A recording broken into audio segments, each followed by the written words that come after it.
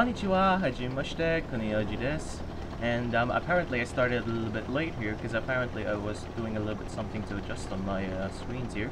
Because apparently one of these babies here had fallen off. So anyway, that was another for you. So here it is. So pretty much this video is going to highlight 3 gameplays, and they're all on British tanks. Now, first off, we're playing the Caernarvon here. Now, first off, I honestly, when I first played the Caernarvon, I've honestly had a love-hate relationship with this thing until I got to realize its strengths and potentials. Now, many people, even some of the good players that I know, and some of them are my good friends, are really think that this thing is very garbage. Because number 1, it's got a poor alpha. Number 2, the mobility is not really that good. And number 3, you're really gonna have to try really hard to try to adjust to its low alpha, since you've got to make all of those shots count. But in place of this, you get a very good gun depression, a very strong turret, and of course a fast rate of fire. And of course, it's up, and as assumed from almost all British tanks, they have a very good accuracy, and that's one thing that I really like about British tanks. Now, to be honest, I have to admit that I'm a big fan of British tanks, and I've played almost everything, and I've even went up the line on all three branches. And pretty much, I've got to say that it's so far my favorite tech tree in the game. Well, given that the Centurion is already my favorite tank. So anyway, onto the game. I noticed here that I really couldn't aim my gun on that Type 59, and so I just focused on that IS-3, but apparently his hull was angled so well I couldn't be able to penetrate it with normal rounds, so I'm gonna have to shoot APCR at him, and it went through. Now, to be honest, I really think that the Caernarvon is rather a lot more workable for me than the WZ-110 or even the IS-3 or IS-5, and not because it's British, because basically when you place yourself in a hold down position and you try to take on an IS-3 or an IS-6, then pretty much you can be able to win against it. Just shoot and shoot and shoot on his weak spots, and pretty much just have fun and laugh. And pretty much this is the annoying part of this game. I have an FCM, and of course, and when I checked out, he's a 55%er, and he was trying to block me. I was trying to retreat there, but unfortunately he didn't want me, and that was rather annoying. And to be honest, I could have actually tried to team shoot him if there was only a system that existed here, but unfortunately Wargaming had to remove it. But either way, that's not the focus of this video. Unfortunately, I'm stranded here, but now I opted that maybe I'm a little bit safe here. I still have allies, but they're low on health. I'm just gonna have to try to put my luck on this IS-3 here. I should want the IS-3. I reload. Now notice the alpha. It's got the alpha of a Comet, and rather you're gonna have to really rely on RNG a lot if you want to get your shots to high roll. Now there's only this Type 59 winning, or rather remaining. So this is the FCM. That FCM there was the one who blocked me. So I'm gonna try not to let him get him killed. Let's hope that we high roll. And we finished that Type 59. So what an absolutely decent round. Not really that good, not that amazing. Now let's go take a look at the after game stats. So that was quite a decent round. We picked up 2,283 damage. We destroyed 2 tanks. We picked up a Confederate medal. We damaged more vehicles than any other player, and we only picked up a 2nd class mastery badge. We picked up the highest damage in the game with L2, and the highest XP as well. So pretty much that highlights just how much I'm able to make use of the Caernarvon. And pretty much you guys have to be careful with a lot of people, especially what that FCM was trying to do. If that IS-3 could have actually penetrated me, I would have not really survived, or if they had shots on me, I couldn't really survive. But anyway, let's go see at the next game. So here we are in the second game. We are at Yamato Harbor, and I'm playing in my favorite tank, the Centurion 7/1. Now, how did the Centurion really get started to become my favorite tank in the game is that the mere fact that it gets a really amazing gun. And pretty much I've been playing the Centurion 7/1 since my days at World of Tanks PC, and this tank is really amazing. It's got a very good gun for its tier. It's got decent armor, not as heavily armored as a T-54 would be. And it sure as hell is not really OP, it's just decently balanced. It's just the way I like it, because rather it gives me the flexibility of shooting at ridges, as opposed to just shooting with a T-54 on a ridge. Come on. It's rather uncomfortable for me to play such tanks like the T-54. The Type 59, on the other hand, it's kind of plays similarly a bit like a T-54, so I could already tell my expectations for the T-54. Except maybe it's got a better gun handling and whatnot. But either way, to be honest, it's really I've really heard of a lot of people trying to tell me to play the T-54 and whatnot. But to be honest, I really don't play a lot of Russian tanks. Well, number one, I just feel like they're not my type. But don't worry, this is an unbiased thought, alright?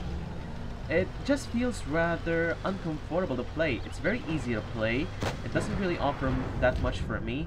And it kind of gives you that I've seen this thing before feeling already. Or like I've played this thing before. So it's not really... There's nothing really about it that sets it apart from other... but yeah. To be honest, I couldn't really say about it. So anyway, that's not the focus of this video. So pretty much, I opted maybe I could put a shot onto that Conqueror. Maybe, God forbid, this Jag Tiger. So I see this Conqueror. I load in Hesh. Can we high roll him? 426, not too bad, not too bad. We load another round, and unfortunately, this T-30 becomes very cocky. But don't worry, his cockiness will be his undoing. And we see this T-54 Mod 1, and we finish him off. Another amazing takeout there. We see this T-30 again. Reload in Hesh. Can we put a round into him?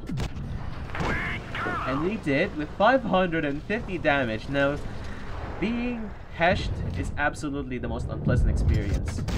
Especially when you're in a 183. So anyway, you can see that we're rather winning here. I put a shot onto that Jag Tiger, but unfortunately this Jag Tiger clumsily puts a shot on my tracks. Made a mistake there. I put another shot onto him. I reload, and this Jag Tiger won't stop focusing me here. And he puts another shot on my tracks. Come on, Mr. Jag Tiger, you're better than that. Or maybe not. So we put a shot onto him. 323 damage. Maybe I should try loading in Hesh. Let's see what happens. Let's see what happens. Come on. Enemy vehicle knocked out. Okay.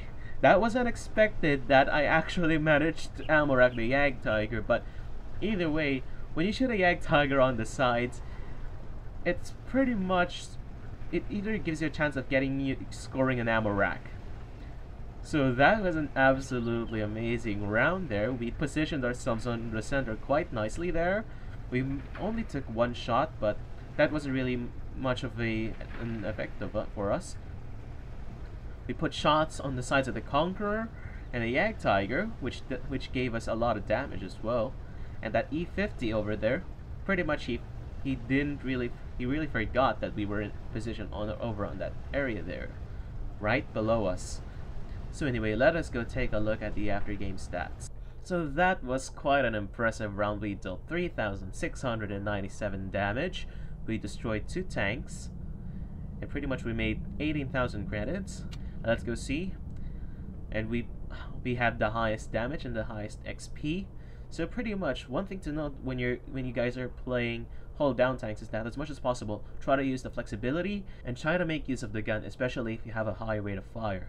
especially for tanks like the Comet. So pretty much now you guys know why I really like the Centurion 7/1. And don't worry, by the end of the video I will leave another link into one of the best Centurion games I've ever played, and pretty much the best game I've ever had in Lit. But anyway, let's stop wasting time, let's go at the next game.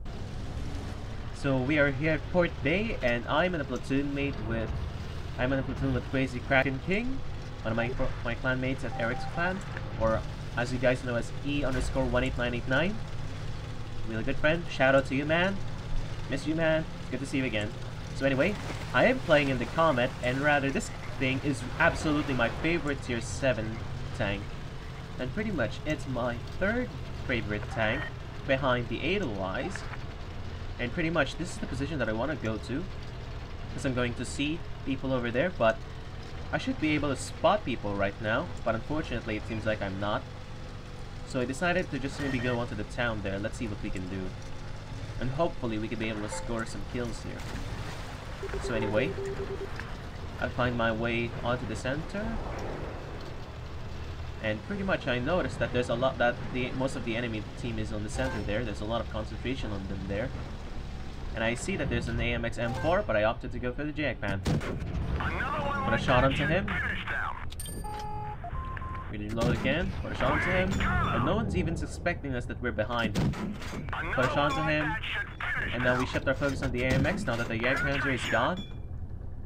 We keep putting the shots onto him, putting cheeky shots.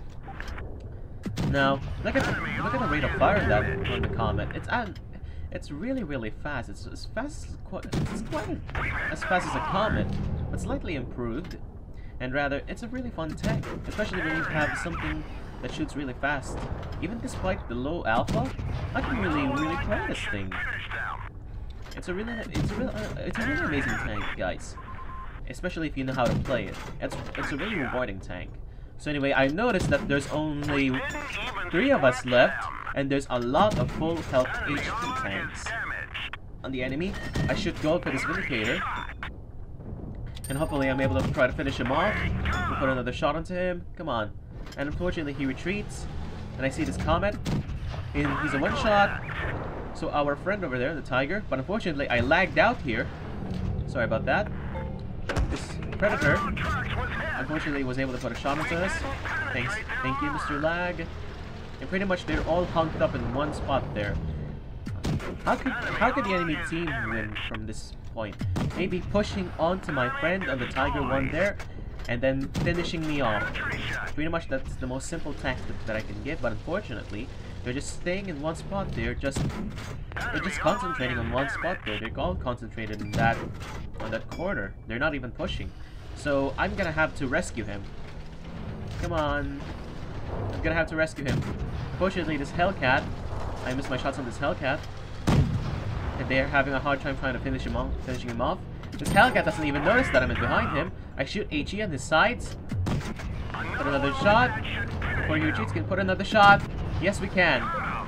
And that was rather a close one. We nearly lost there, and I noticed that there's only 825 points left before the enemy wins. I have to finish this AMX off.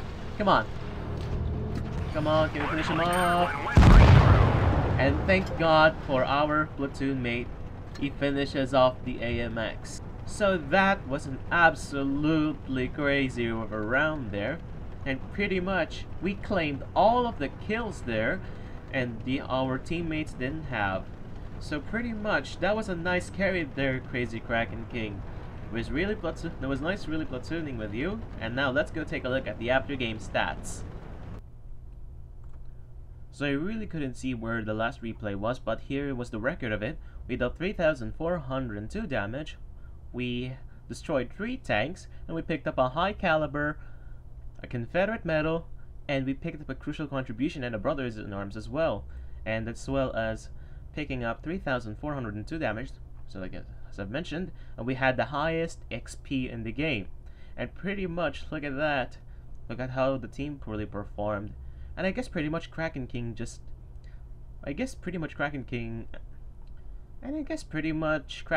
was able to help me out in the last minute. So, man, thank you so much for platooning, and I had a lot of fun as well. So pretty much that's it. That highlights pretty much how I play my British tanks, and in all honesty, I really won't deny that the British tanks, the British tree is my favorite. As you can see, pretty much you can see that the British Empire dominates half of my garage. And there's barely anything you can, and there's barely any red communism that you can see here. But anyway, so to be honest, if you guys are rather thinking maybe, oh, British bias, Cooney loves British bias, he hates Russian bias, blah blah blah. To be honest, I really don't believe in the Russian bias, and I really don't believe that there's any bias in the British as well. They're somehow different and distinct that makes them really good, and that's why other people may think that they're really, really amazing. But to be honest, I feel more comfortable playing the British tanks, and I really don't play a lot of Russian tanks. There's only mostly premium tanks here, especially the one that I got from Clan Wars, and the one that I won from an event. And to be honest, I really find more pleasure in playing the flexibility of the Centurion, the Comet, or even the Caernarvon, and even the Conqueror. And why not? We also have the Chieftain right here.